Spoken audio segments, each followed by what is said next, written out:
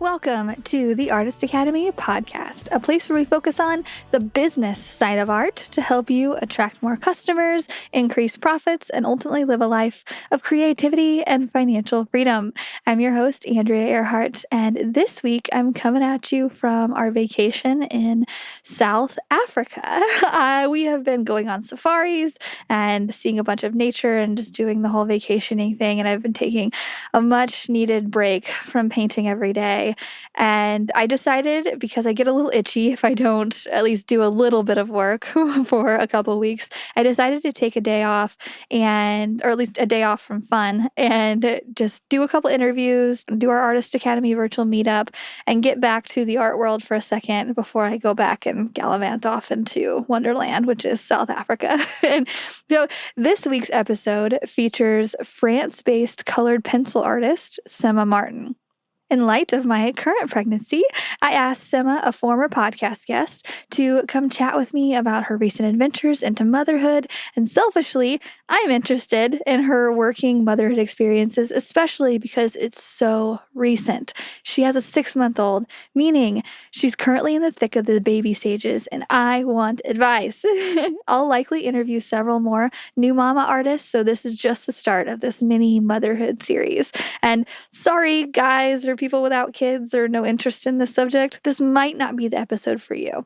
But for anyone curious as to what this type of art and parenting lifestyle is like, and anyone who has done this before, I think you'll really enjoy our chat all about art and babies. So let me know what you think about this week's episode with Sema Martin.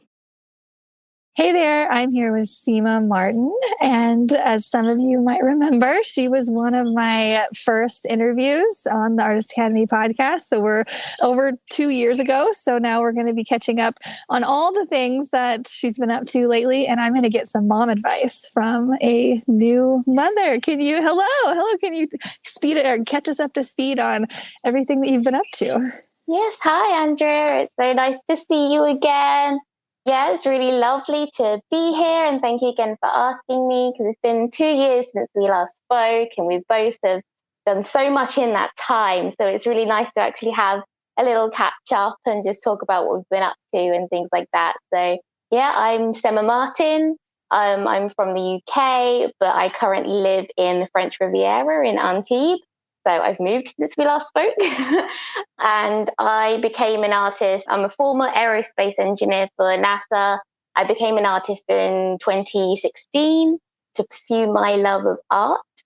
And since then, in 2020, I published my book, Art is My Career, How to Start an Art Business. And then we spoke. And so since then, I've moved to the Riviera, become a mum. And I'm still pursuing my art career, which is going very well. That's awesome. And I am so excited for one to be on your same time zone right now, yes. being in South Africa. It's like, I woke up this morning, like, just so happy about that. And yeah. So yeah, you've moved, so you've become a mom, which I love that. I love that you call it mom as well. I think that's so cute. Okay. So if anybody wants to really know a lot about Sema, just go back and listen to your first episode. I'm going to mark which number exactly that was in the notes. But what I really want to know is how you're integrating new motherhood with a newborn into your very busy business. So can you describe for me, really, this is something I'm very curious about. Like, how was your workflow before your beautiful daughter came into the world, and then maybe as you were pregnant, how did that change? Because I am currently 4.5 months and due in November, and so and then how I know, I'm so excited. And then how was it afterwards? So loaded question, lots of steps, but I'm really curious. Since I'm having a baby, I'm like baby crazy now. I'm like, oh my God, everyone should have babies. It's so nice. Babies for everyone. So I'm so excited. Congratulations. Yeah, I'm really happy for you. It's such an exciting journey. Like, you're going to love it. Like, it's unlike anything you could imagine, I think. Because everyone tells you what it's like to be a mom, or they tell you what it's like to be a parent. And, you listen and you're like, okay, great, it's going to be good and fulfilling. You don't know it and you don't feel it until you're in it. And it's the best thing I've ever done. And I'm just so happy that I've got my lovely baby girl. It is just so nice. Anyway, So before getting pregnant, I've been a full-time artist since 2016. So that given me the opportunity to work how to prioritize my time, how to prioritize my business, what I need to do well in my business, reaching my goals, that kind of thing. And when I wrote my book, I had a whole chapter dedicated to how to organize your time because it's super important. And now after having a child, like it's really, really important. But yeah, so I sort of learned how my brain works, what I like to do. So I'm a morning person. I liked working in the morning. So that's when I was most dedicated and did like the most time consuming work or the most work that needed, your brain to figure out things like, writing newsletters or doing PR or articles or anything like that I needed more brain power for. And in the evenings, I like to do my drawing. It's about what you feel comfortable with and what works with you best to make sure you're getting the maximum output for your effort. And then when I got pregnant, I didn't realize how tired I'd be. Like I was tired all the time. I had like naps every 2 hours. And I didn't really account for that. Like I knew, okay, so I've got to start working in a maternity leave because when you're working for yourself, you've got to try and factor that in because you can't expect to like start working as soon as you come home from the hospital kind of thing. Like you need a little bit of a break to adjust, to work out what's happening, to work out what your baby's like. Every baby is different as well, what I've heard from other mums. So you need to work out just to get to know your child and have that time of just you two.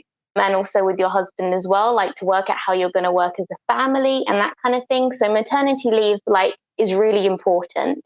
And it's really important to factor that time in. And however long you want it to be, I sort of factored in 2 months, but it didn't end up being 2 months. It ended up only being like 2 weeks because I just wanted to carry on doing my work anyway. So, but I had 2 weeks off, specifically commissions, but I filled my time with other things. But I'll get to that in a minute. It was really surprising how tired I was to begin with in my pregnancy. That's something I didn't really account for. So I had to like really think about, okay, so this is my backlog of commissions. I've got to get this done before the baby comes.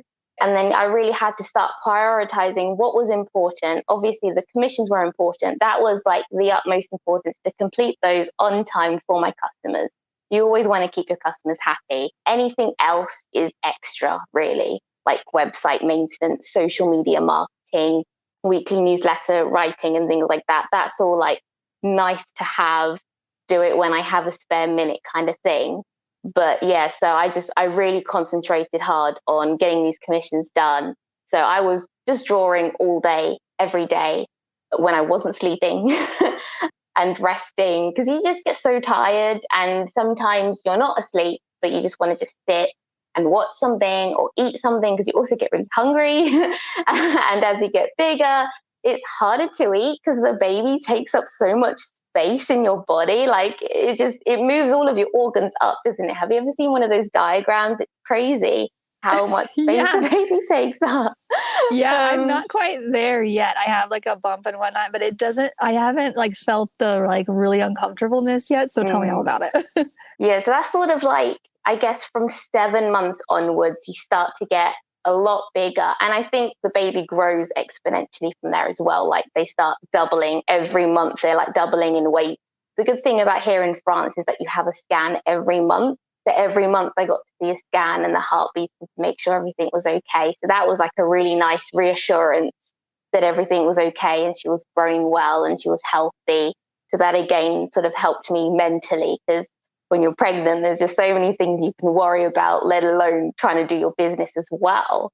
So it was nice to have that reassurance while being pregnant, while trying to run my business, that everything's okay. And I just have to concentrate on getting my business to a point where I can take a break. So that was the priority for me at the time. And yes, I was getting my commissions done and trying to work in a maternity leave. The other thing was it's hard to reach the desk when you get to a certain size. That's another thing I didn't quite account for. I spoke to Natalie Dark. I don't know if you know her. She's a color pencil artist. Incredible work. She does like really beautiful still lifes. And I spoke to her before I had my baby, so while I was pregnant, because she just had her little boy. And she was saying how it was really difficult for her to reach her desk. So she stopped like a few months before. Like she had to stop drawing. She couldn't reach her desk anymore. She couldn't physically draw anymore. So she had to stop drawing before her son was born. And so that was something I was trying to account for as well. It's like, okay, so if I've only got like this amount of time, so it's no longer 9 months, it's now like 8 months, then 7 months. It's like, okay, so now I've got 7 months to finish everything. So it really does make you think about, you know, the parts of your business that are actually important and what you want to achieve, and just to concentrate on those, because it's very easy to get lost in TikTok and Instagram and, oh no, I've got to do a post today.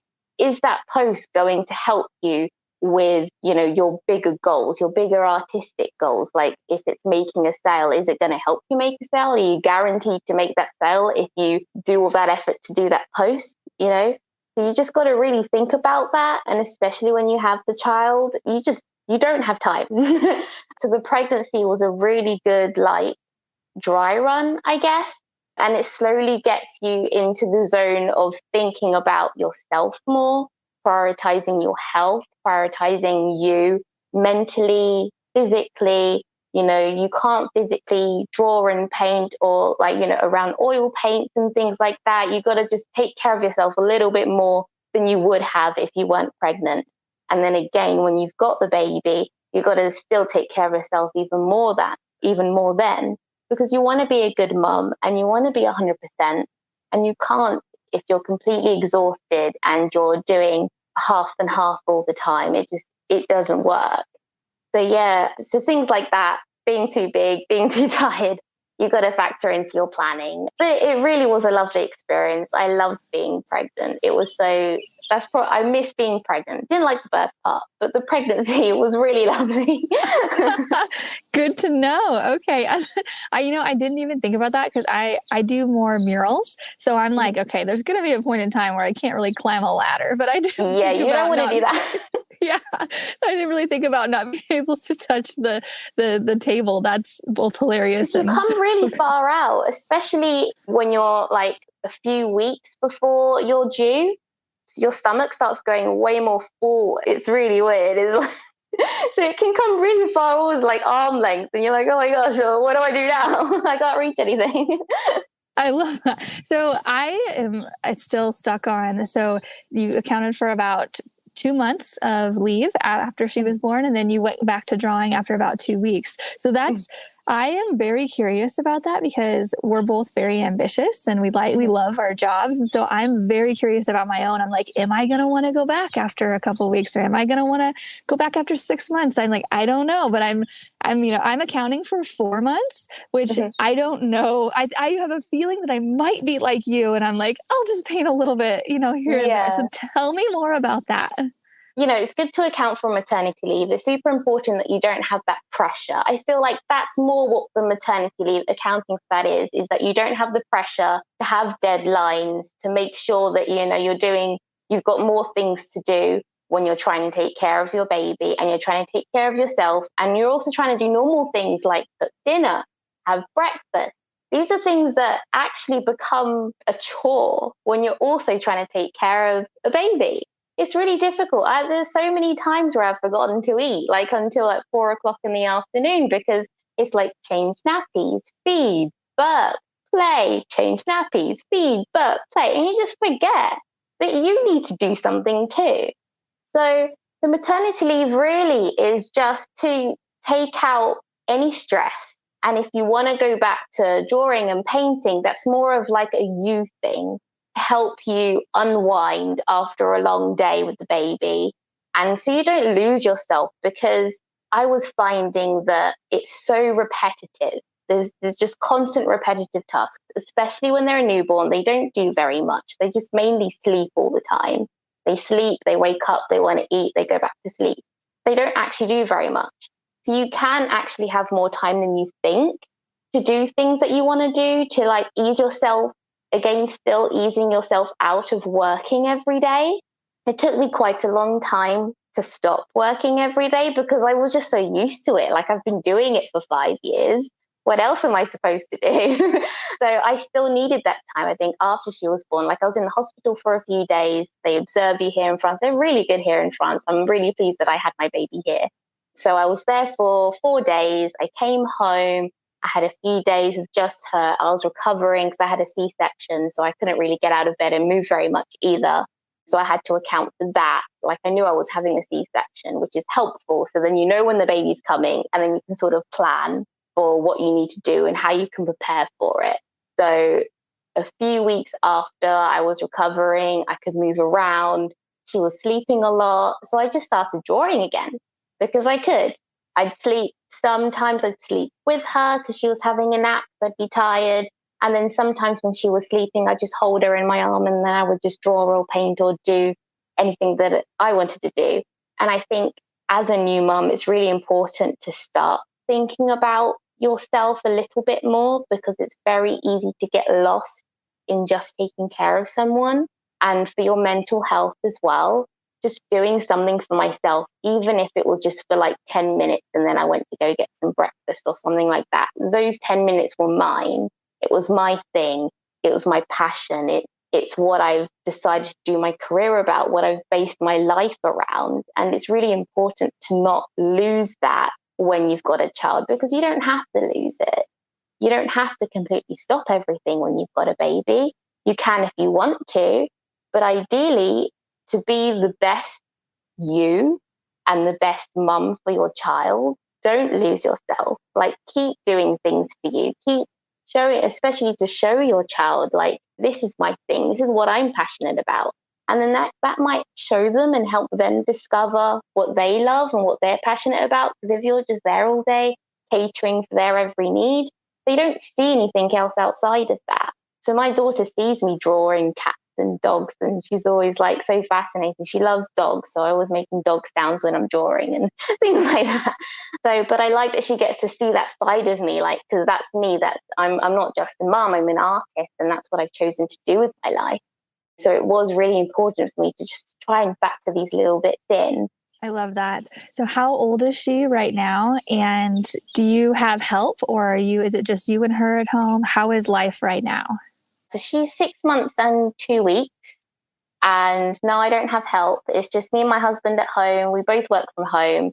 And that's also the main reason why I became an artist and why I wanted to work for myself, is because I didn't want to need things like nannies and stuff like that. I didn't want to put my child into nursery or daycare like from very early on because I had to go back to work. I wanted the flexibility and I wanted the choice because I'm having this child, so I want to be there for them.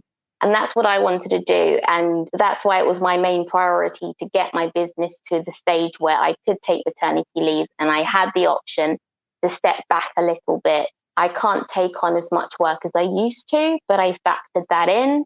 So I used to complete, 4 to 5 commissions a month. Now it's 2, maybe 3, depending on the size. But that's fine because that's my capacity. That's what I'm able to do. So I'm still doing what I love. And I'm still providing for my family, but I'm also able to take care of my daughter. And that was really important to me. And also, as she's growing, she needs different things. So when she was a newborn, she slept all the time. So it gave me the opportunity to work out what I was doing, how I felt, how she was, understanding that relationship, and then factoring in my business around it. So when the newborns, if you're breastfeeding, then it's like every hour they need to feed or something like that. But then if you're bottle feeding, it's every 3 hours. So every 3 hours, you're up and alert and doing something. And that kind of broken sleep can make you very, very tired. So I hadn't slept through the night until she was about 5 months. So it's like 5 months of only sleeping a maximum of 3 hours. That's really difficult. That's something I didn't realize, because everyone's like, yes, you're going to be tired, but you don't realize how tired, because normally if you've had like a long day and you're really tired and you get to sleep 8 hours or 12 hours or whatever you think, but no, you only get to sleep 2 hours. Oh my gosh. Yeah. I feel like the tiredness is going to be my main struggle of Mm. everything because I am like a 8, 9 hours of sleep kind of gal every night.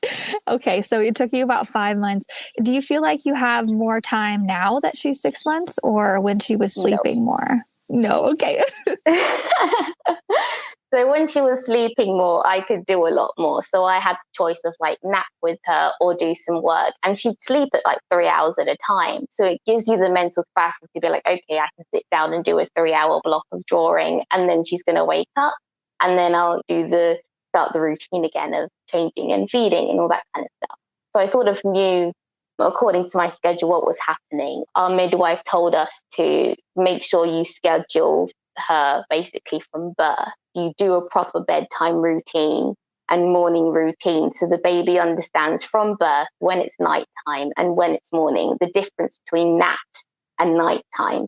And that's been really helpful because if you do it from birth, like you do a routine like a bath, a song, a book, or whatever, and then put them to bed and you put them to bed in their cot versus a nap, which is when you just rock them to sleep or put them in their pram or in a Moses basket while it's still daylight. Then they start to understand the difference between night and day.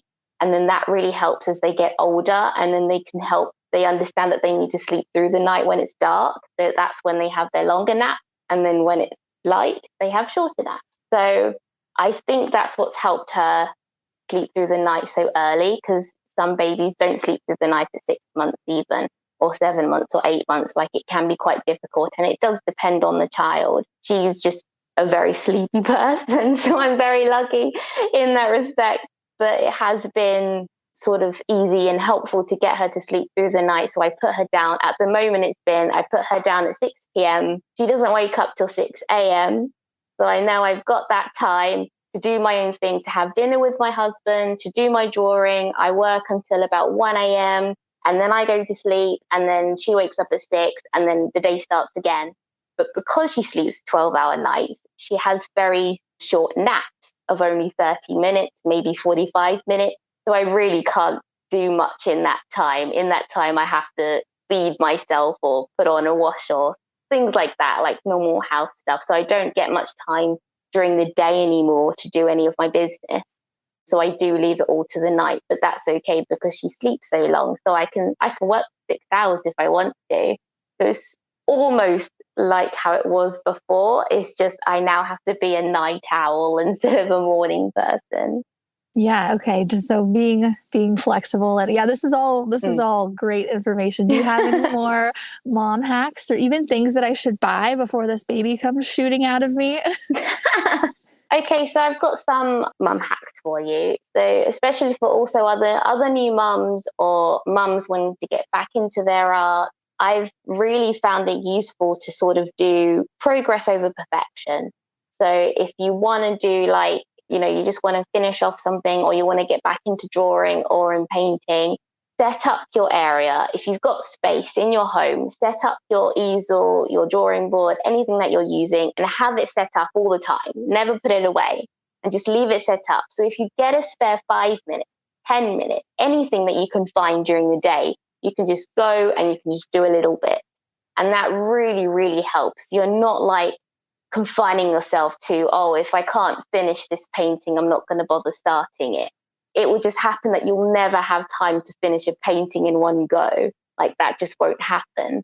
But if you just think, okay, I'm just going to start it, or I'm just going to put the base layer on the canvas, or some sort of little goal like that, that'll really help you feel like you're making progress, like you're still doing your thing, like you're still doing things towards your art, building your skill levels. And it's not taking that much time because being a new mum, it is tiring and you don't necessarily have time as much as you used to do your business. But just taking those 5 or 10 minutes, just go to your drawing desk, scribble something, do something, and then it's done. And that's 10 minutes is way better than like an hour once a month. 10 minutes a day, yeah, is better than an hour once a month. So it just accumulates like that. And also to focus on your goals. Like if you want, you can use the time to get better in your medium. So I've actually started doing oil painting now. So I've started doing oil painting tutorials with the new Masters Academy. I don't know if you know that. It's like a subscription thing. And oh man, it's so good. There's just anything you've ever wanted to know about any medium is on there.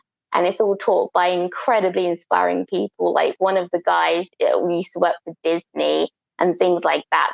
They're really high up people that you can, look at and be inspired by. So currently I'm learning to do portraits and mixing colors and using oil paints and things like that, because it's something I've always wanted to do, but I always just put my business, I guess, in as a priority, and thought, no, I've just got to do commissions, I've just got to do portraits. But now I'm having a little bit more time. I've got my commissions in the evenings when my baby's asleep, and then during the day I like to go on the balcony when she's having her little 30-minute naps, and then I do a little quick painting, a little quick study, a little color mix. And it's just been really nice to do something different, to do something for myself, something that's not towards my business. So I've got no pressure to like get it perfect or get it right, or, oh, it's for a client, it has to be, amazing. It's just for me, and it's just something to learn and to feel like I'm developing, even though I'm not having as much time as I used to. So yeah, I do really think it's important just to have a space set up where you can just go anytime you have a free minute and just to do something. Is so much better than doing nothing. I love that. Yeah, I could see myself sneaking off to my studio just to paint one little thing, like a cloud or whatnot, or even like taking him with me. I'm like envisioning it and be like, okay, you just sleep right there. I'm going to just do this little thing real quick. Okay. Yeah. So in that situation, I'd have especially when they're small, up to 6 months, have a Moses basket or like a pram that has like a Moses basket section, and then they can sleep in it. I had her, she's too big now. I had her in the pram, and it's sort of like a Moses basket pram, basically, that you can push around. And I just pushed her around the apartment.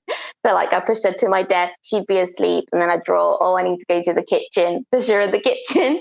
So I never left her alone, because I don't have one of those, video things to watch them. But I just pushed her around the apartment, wherever I needed to go, which is the useful thing about being in a one bed with even flooring, is that you can just push them around everywhere, wherever you need to go. Just, oh, I'm going to sit down over here now and put the baby there. So then you can always keep an eye on them and things like that. And yes, to have somewhere they can sleep, especially when they're small. And then as they get bigger and they want to do more, some sort of play mat would be really good to have in your studio, with lots of things that they can play with.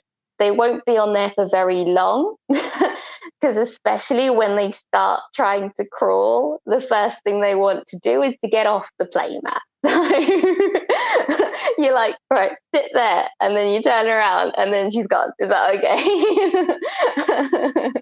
So she's not quite crawling yet. She's doing soldier, crawling on the floor on her stomach kind of situation, but she's still just off.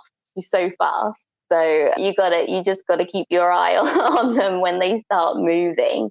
But that's not really until maybe 3 or 4 months they start flipping over. So you just gotta watch that they're not flipping onto something or flipping off something. And yeah, up to 3 months, they're just asleep. It's actually quite easy with a newborn, because they sleep most of the time.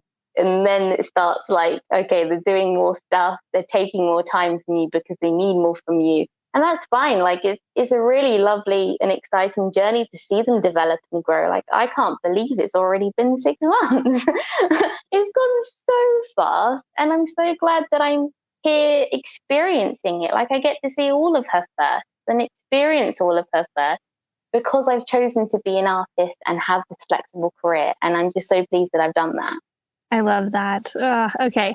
Get a basket to move him around in, and just carry him everywhere with me. That's funny, because that's something I wouldn't even think about. Because I think about, setting them down and picking them up. But I wouldn't think of having, I think of a stroller outside, but I don't think of a moving basket inside. So that is fantastic. Thank you so much. Yeah, no, I totally agree with you. I feel like A reason that I've been hustling for so long and working so hard is to have that, that end goal in mind, to be able to have the freedom to start a family and not have to go back. Because in the United States, we have to go back after 6 weeks of Oh, wow. go back to work. Yeah, I have a bunch of friends, and it's just heartbreaking seeing them going back to work. And they're just like, in my opinion, you shouldn't have to leave your baby at 6 weeks in No. order to, But then they start getting interesting after that. They're asleep for the first 6 weeks of their life.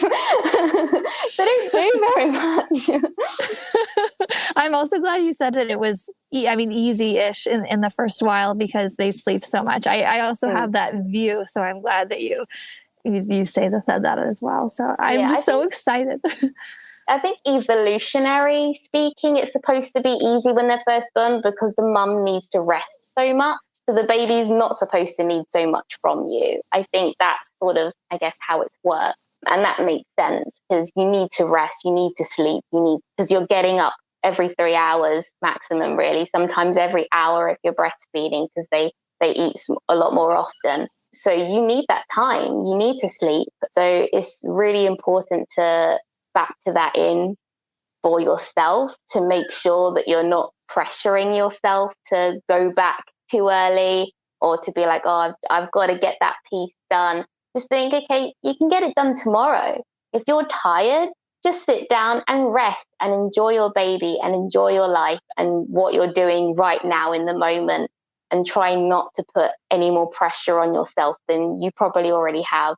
Because you will get a thing called mum guilt. Everybody talks about it. Like, I've got a community of mums that I meet up with every Friday, which has been really lovely and super helpful, just to talk about being a mum, baby hacks, mum hacks, all that kind of stuff. You learn these things with mums doing it as well for the first time. And it's really useful to have people that are going through the same thing at the same time.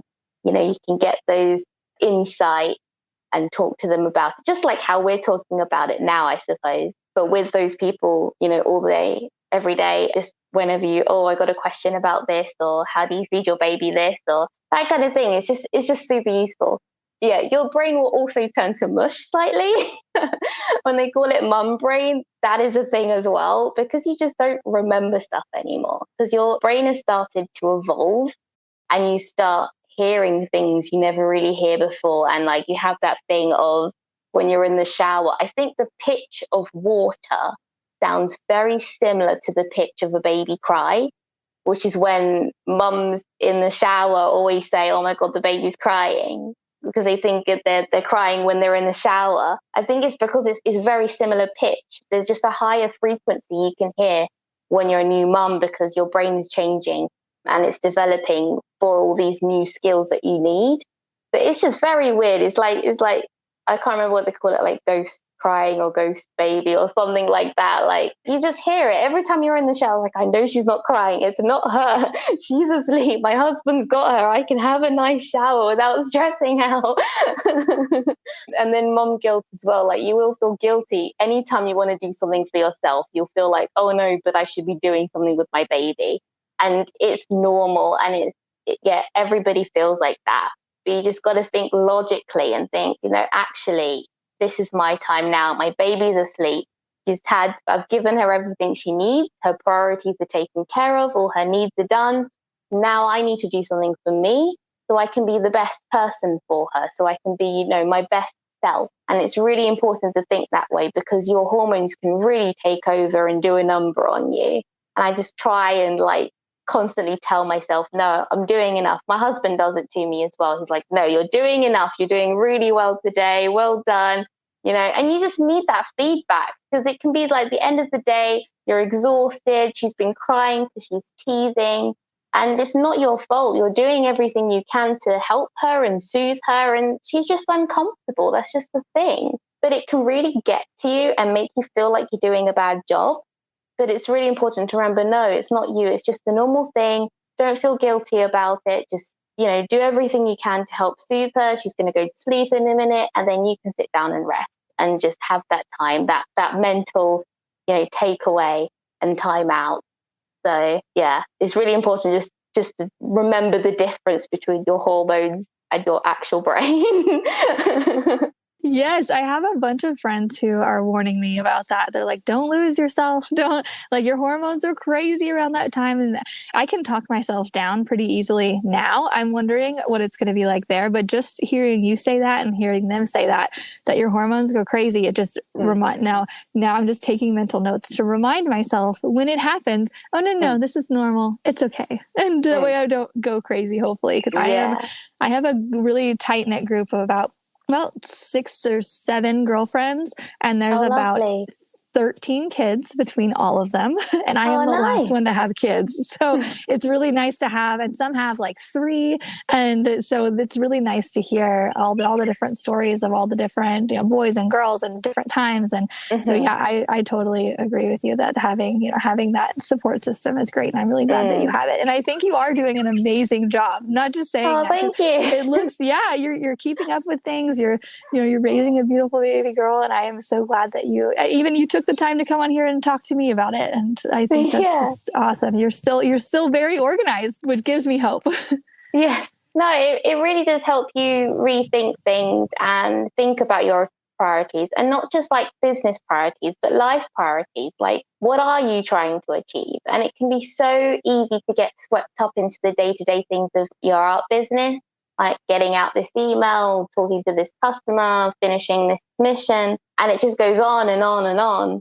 And then you figure, okay, so what was my big goal? Why did I become an artist? And having her has made me really think about what I want to do. And like, I really feel like I want to leave this legacy, and I want her to be inspired, not just by me, but by my work. And maybe I can like use my art to change the world or leave the world like a better place for her in some way. And if I can do that, I feel like I'd be really helping her and helping, the way she sees things, and maybe opportunities that she wants to have. Like, that's sort of how I'm thinking now, how my art can be. I'm not just thinking, got to get the next portrait done or got to get the next commission in. I'm thinking more of a bigger perspective, which is something I never really did before. It was all about like the hustle and doing the next thing and thinking about the next income stream. But now I'm just thinking about it as a whole. Like, what am I trying to leave behind? What am I trying to create here? And what can I do to make sure that she's inspired and she's proud of me and she feels like that she can do anything that she wants to do? And that's really important to me, to help her feel that way. I love that. Yeah. I can relate to the hustle mode and stuff. I'm not quite in the whole leaving a legacy type thing, but I'm interested to see if I'll go there too. Cause I hear that a lot with a lot of moms. They're like, your reason for working changes a bit, but I'm excited about all the new things. Yeah. So that's about all I had. That's all really I know to ask. Thank you. Do you have anything else that you want to add? Really, you packed us full with so much stuff. Thank you. Yeah. There's just so many things. Like, I could probably go on forever, to be honest, because you sort of learn as you go as well. Like, if you've just started an art business or you're just starting to sell your artwork, you're learning as you go. And with being a mum as well, you're learning as you go. Every baby's different. Every situation's different. Every mum is different. So it's important to not compare yourself too much. Just like, when you're an artist, not to compare your artwork with other people's. Don't compare yourself with other mums. Don't compare your baby with other babies. Everybody's different. Everybody learns at different paces, and babies grow in different ways, and they need different things. So just take it one day at a time, and it's going to be the most lovely experience ever. And just be really kind to yourself. Really understand that it is a hard thing, and it's a massive, like, life-changing, impactful thing that you're about to go through. So really make sure that you're kind to yourself, you're understanding. And if you need more than 4 months maternity leave, then do it, Just make sure that you're being kind to yourself and you're doing what you need to do to be a good person, to be a better person, and to be a better mum for your baby.